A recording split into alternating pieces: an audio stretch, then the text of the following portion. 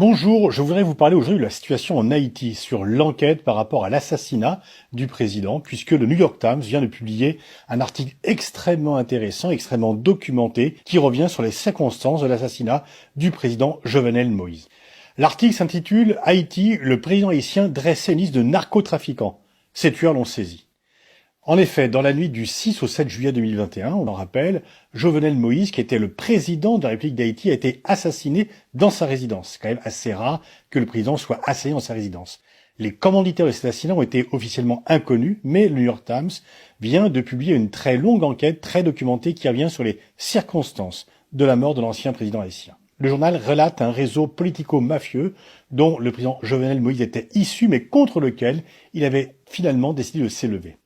Des décisions qui seraient à l'origine de son assassinat, on dirait une série dans Netflix ou un véritable scénario hollywoodien.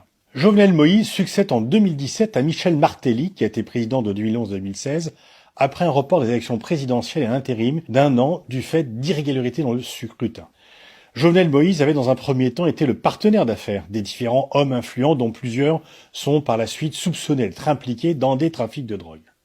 C'est ainsi qu'il va rencontrer Charles Kiko Saint-Rémy, qui n'est autre que le beau-frère de l'ancien président Michel Martelly. Personnage pour le moins sulfureux, Monsieur Saint-Rémy a reconnu avoir été impliqué dans le trafic de drogue avant de se ranger les camions et de se réorienter vers une activité plus légale, l'industrie de l'anguille.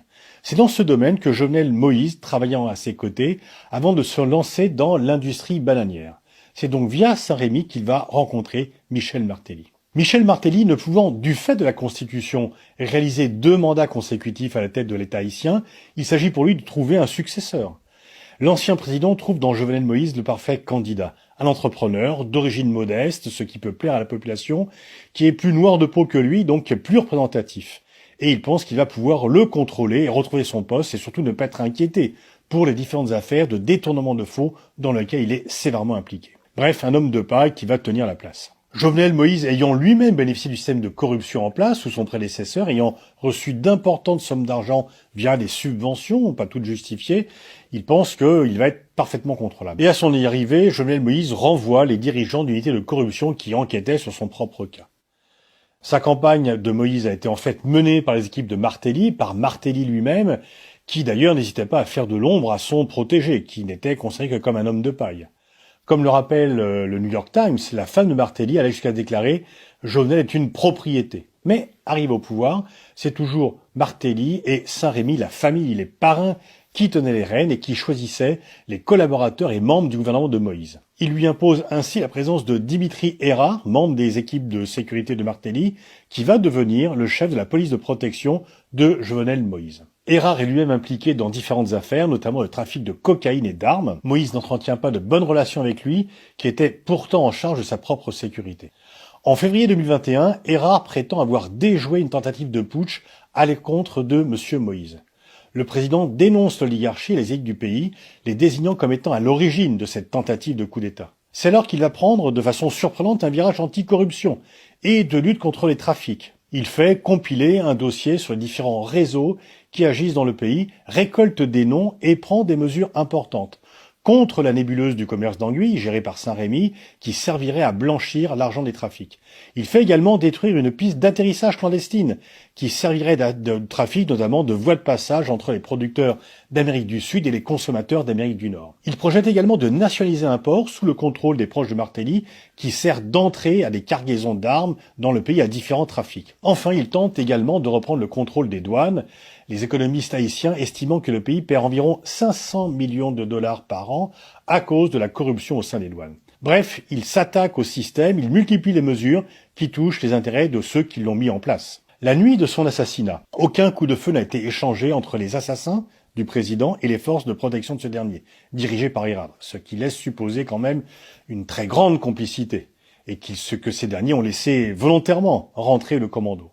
Lorsque le président a demandé de l'aide, personne n'est venu. Comme en témoigne la femme de Moïse qui a survécu à ses blessures, les assassins ont pris le temps, après avoir tiré, de mettre la main sur les documents qu'ils étaient visiblement venus chercher. Le fameux dossier, la fameuse liste des hommes politiques et entrepreneurs impliqués dans le trafic de drogue en Haïti et que le président Moïse Jovenel comptait remettre aux autorités américaines. Le 20 juillet, Ariel Henry, proche de Martelly, devient Premier ministre. Il avait été en contact avec l'un des hommes en charge du commando, Joseph Félix Badiou.